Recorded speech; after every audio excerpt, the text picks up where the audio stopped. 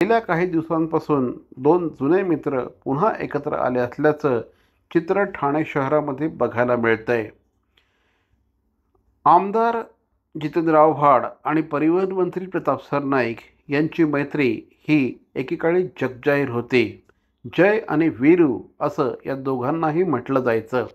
मात्र मध्यंतरीच्या काळात राजकीय कारणांमुळे हे दोनही जिवलग मित्र हे वेगळे झाले आणि त्यानंतर पुन्हा एकदा गेल्या काही दिवसांपासून या मित्रांमध्ये एकत्र आल्याचं चित्र बघायला मिळतं।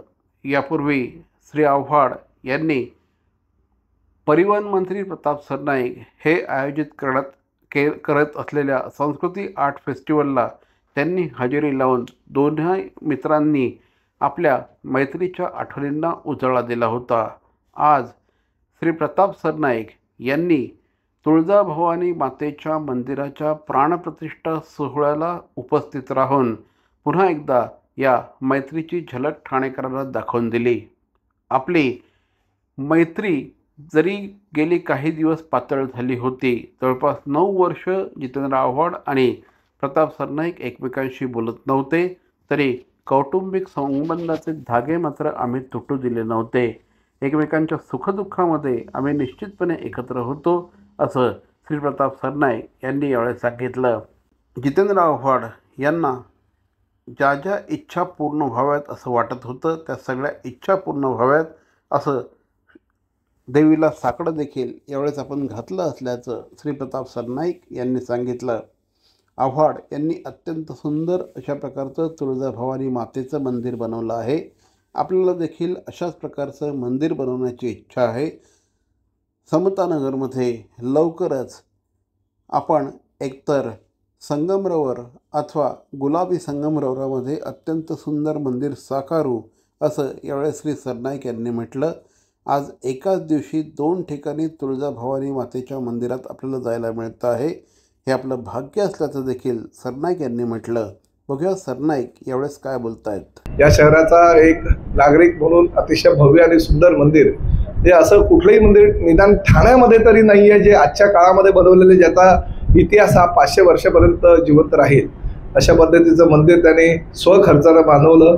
आणि प्रामुख्यानं हे पहिलं मंदिर आहे ठाणे महापालिका हद्दीतील की महापालिकेने त्याचे अधिकृतरित्या नकाशे मंजूर करून ते अधिकृत मंदिर म्हणून त्याला मान्यता मिळाली, त्याचे प्रकारचे नकाशे सुद्धा मंजूर झालेले आहेत। त्यामुळे ह्या सगळ्या गोष्टी आहेत। मी त्याला म्हणालो, आता तुझं काम झालं, तर तुझी इच्छा पहिली पूर्ण झाली होती विधान परिषदेचा सदस्य व्हायची, आणि त्यानंतर माझी इच्छा झाली आणि मी सुद्धा भवानी मातेला आणि सिद्धिविनायकाला गाराणं घातला आणि माझी इच्छा पूर्ण झाली। त्यामुळे आता दुसरं मंदिर मला बनवायचं आहे। त्यामुळे मी त्याला सांगितलं, त्याने मला सांगितलं, अरे बाबा याच्याबद्दलची माहिती मला कमी आणि उदयला जास्त आहे, तर मी उदयलाही फोन करून जे मंदिर ज्याने बनवलं त्याची माहिती घेतली। कारण आता ह्याने पाषाणाचं मंदिर बनवलं, तर मला तसंच न बनवता काहीतरी मार्बलचं किंवा लाल पांढऱ्या मार्बलचं किंवा लाल मार्बलचं, नाहीतर लोक बोलतील की जितेंद्र आव्हाडांची ती कॉपी केली, असं होता का म्हणे।